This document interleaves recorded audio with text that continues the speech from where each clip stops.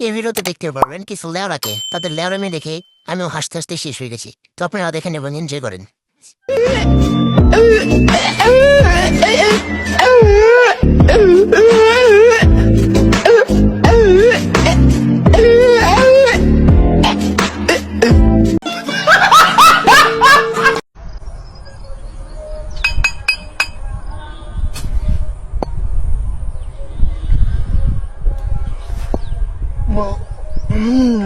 আমার ব্রেন্ডের মধ্যে একটা প্ল্যান আইছে, অন্য হালারা শুনলে বেইমানি করবার পারে। তোরা আমার খাস লোক, এর লেগে সবারে বাদ দিয়ে তগলে বইছি।